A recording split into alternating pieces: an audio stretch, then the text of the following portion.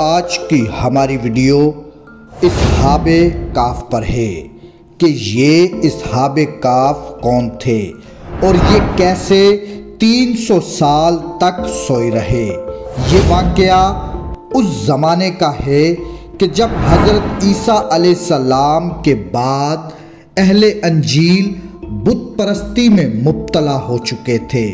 Room की ईसाई हुकूमत भी बुतों की पूजा किया करती थी और दूसरों को भी इस अमल पर मजबूर किया करते थे। उसी दौर में दकियानूस बादशाह की हुकूमत थी। ये बादशाह बहुत जालिम था। जो कोई भी बुत परस्ती पर राजी ना होता तो दकियानूस उसे कत्ल करवा देता। उसी शहर में कुछ नौजवान रहा करते थे जो ईमान वाले थे। जब दकियानूस को उनके ईमान का पता चला तो उन्हें अपने दरबार में बुलाया और उन्हें मजबूर किया कि वो बुतों की पूजा करें, लेकिन उन नौजवानों ने ये शिरक करने से इनकार कर दिया। दकियानूस ने उनसे कहा कि मैं तुम्हें कुछ दिन की मोहलत देता हूँ, तुम अपने दीन से बाज आ जाओ वरना मैं तुम्हें कत्ल कर दूंगा। वो ईमान वाले बादशाह और उसकी फौज से लड़ने की ताकत ना रखते थे, इसलिए उन्होंने रातों रात शहर छोड़ने का फैसला किया और वो ईमान वाले शहर छोड़कर भाग गए। शहर से निकलकर वो एक पहाड़ की गार में जाकर छुप गए और वहीं सो गए। अब दकियानूस ने जब उन लोगों को तलाश करवाया तो मालूम हुआ कि वो इस गार के अंदर मौजूद हैं। अब दकियानूस ने हुक्म दिया कि गार को मजबूत दीवार से बंद कर दिया जाए ताकि ये लोग गार के अंदर ही मर जाएं। अब अल्लाह की तरफ से ये मौजज़ा हुआ कि ये गार के अंदर उसी हालत में सोते रहे और इस तरह 300 साल का अरसा गुजर गया।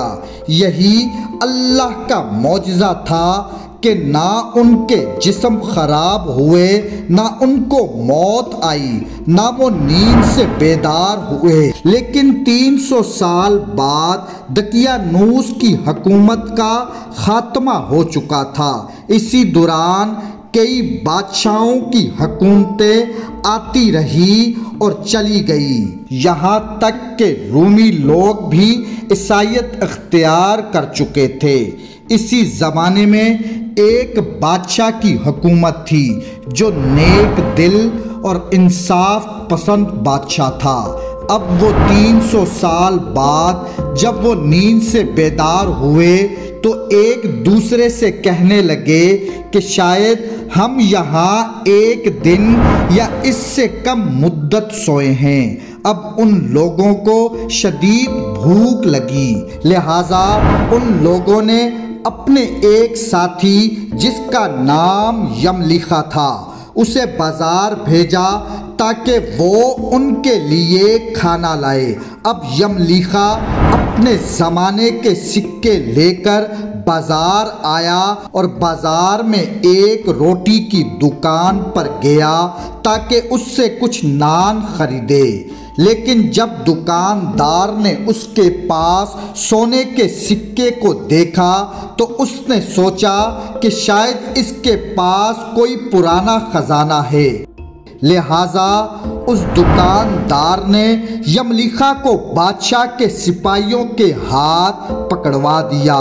सिपाहियों ने जब यमलीखा से खजाने के बारे में पूछा तो उसने बताया कि ये मेरा ही सिक्का है।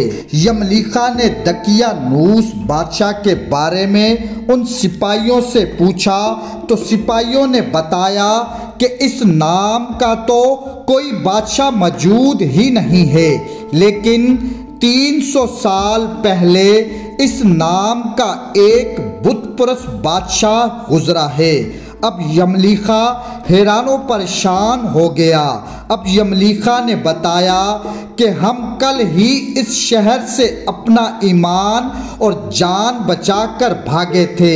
मेरे साथी करीब ही एक गार में छुपे हुए हैं। अब सिपाही और बहुत सारे लोग यमलीखा के साथ उस गार के पास गए। वहां पहुंचकर लोगों ने वाकया ही उन नौजवानों को देखा।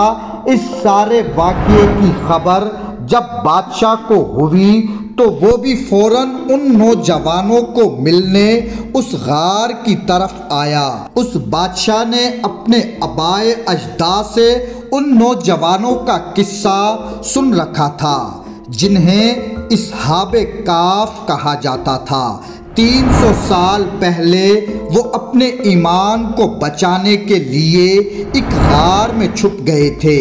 बादशाह ने जब उन्हें देखा तो वो सजदे में गिर पड़ा और अल्लाह का शुक्र अदा किया कि अल्लाह ने लोगों के लिए ऐसी निशानी जाहिर फरमाई है।